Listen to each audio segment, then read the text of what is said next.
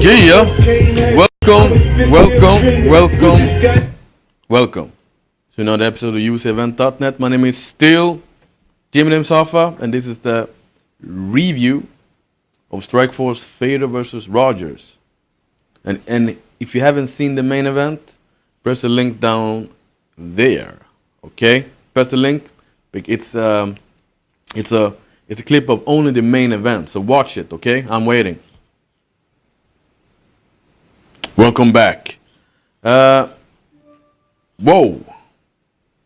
The whole card was a good, solid card with great action. If you are an MMA fan, not not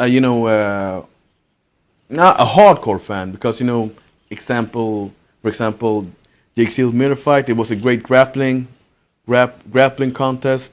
But then, if you're a casual fan and you only like the stand-up game, that was a no fight. But let's start with the main event. Fedor, you all know about Fedor. I predicted maximum 2 rounds, that Fedor would connect with a punch, a hard punch, then take it down to the ground and then submit him. But the fight actually started like this. The first connection that he had, Fedor tried the Russian hook, that overhand right. Brett Rogers, straight jab, and he connected. And Fedor didn't connect it with that overhand right, because Brett Rogers' arm is longer, and he cut him up, and it looked bad first, because maybe that they broke it, but then you saw that it only was a cut over the bridge on the nose, and then Fedor connected with a not connected. He threw a overhand right again, then connected with a left hook to the body, and then he took him down. And then I said, it's all over. It's gonna happen right now. But he stood up. But Rogers stood up. I was like, what? But that shows you, if you're a strong guy, if you weigh over 265 pounds, you can do that. If you're a strong dude, Mark Hunt, he actually reversed Fedor when they fought each other, and he actually, get out of some of Fedor's submissions, and that ain't often that people do that. So and then what happened then? Yeah, then Fedor connected with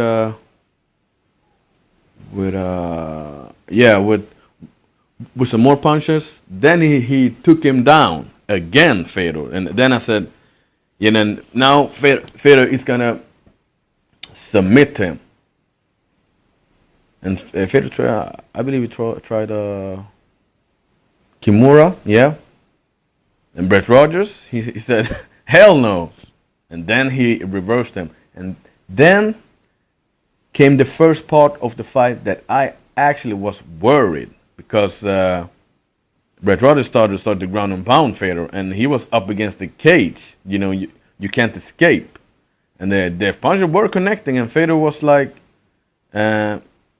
leaning to the side and made a defensive armbar. Not the finishing armbar, a defensive armbar. That Brett Rogers have to defend it, and then he can switch position. And yeah, and then the first round were over. And you heard the crowd, man. They were crazy. Then in the second round, Fedor was like, I'm gonna finish this. Then he went out. He actually threw some combinations, and Brett Rogers, covered up. And I believe that, Brett Rogers actually believed so hard that he would knock out Fedor in the first round, that he haven't gone through this in his head. I'm in the second round with the greatest fighter on earth. And then, Bret Waters actually put his hands on his waist, cool down, and Fedor walk up to him and threw, the same right hand in the beginning of the fight. But this time it connected, and it sounded like, in baseball, when when the bat is hitting the ball and it's a strike. No, not strike. A home run. A home run. That's a doop. And Bret Waters was down, and then it wasn't ground and pound, and then it was all over. It's all over. And hey, Mark Hunt said before he fought Fedor that his weakness is his skin, that it cuts easy. And that's true. He cuts easy. That's his only chink in his armor. And but when he fought against Fujita, and Fujita almost knocked his ass out, he finished it. He's like, I'm going to finish this. And then, he pressed the turbo, and then everybody's gone. Co-main event, Jake Shield versus Mayan Miller. I predicted that Mayan Miller would take this and, stuff Jake Shield's takedowns and, pick him apart, and that Jake Shield would gas. But no, Jake Shield took him down in the whole fight and continued doing that. And, it was great escapes, control techniques, great wrestling. In the third round, I actually thought that Mayan Miller would finish Jake Shields, but I haven't, I didn't pay attention to the time, so I was like, it's over. But then Jake Shields held his breath and survived. Next fight, Gegard Mousasi versus Raymond Sukuju. I predicted that he would finish this in the second round, I think, through a choke, because Raymond Sukuju, he's good in the first round, then in the second round he crumbles. And but Raymond Sukuju actually looked very, very good in this fight, and he didn't look like he would gas, because he finished strong in the first round. He took Gegard Mousasi down, and Gegard Mousasi, he ain't the big light heavyweight. He is a middleweight fighter, but I don't know. He wants to do it fancy. And Gegard Mousasi, I like that he looked cocky in the beginning. And did you notice when Gegard Mousasi was on his back, and he just tripped Raymond Sukuju and got and he got over him. Then in second round, Raymond Sukuju, man, when you are on your back, try to do something, man. Don't later, give the other fighter your back or something, because I don't know, man. You ain't got that what they call the eye of a tiger. You just give up. Gegard Mousasi, you handle your business. You show that you have to go to the UFC, but in middleweight, not in light heavyweight, because in UFC they are monsters in the light heavyweight division. Physical monsters like Thiago Silva and big ass dudes. Next fight, Antonio Silva versus Verdum.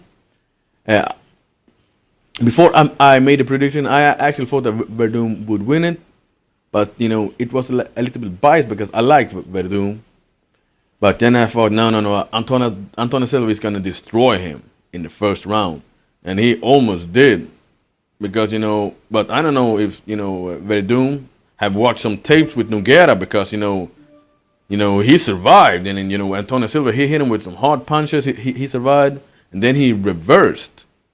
He made some good reversals, and he showed his great BJJ skills. But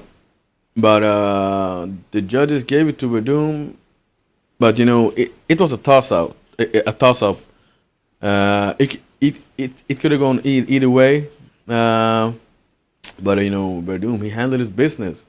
Uh, what should Rogers do now? Brett Rogers, nothing. He should continue doing what he's doing, but he ain't getting a rematch because everyone wants a piece of the greatest fighter on earth. But you had your chance. Now we have to for some other guys. Fedor, he should fight Verdum or Alistair Overeem. That's my opinion. What's your opinion? Hey, it's all over. Hey, check out UCEvent.net.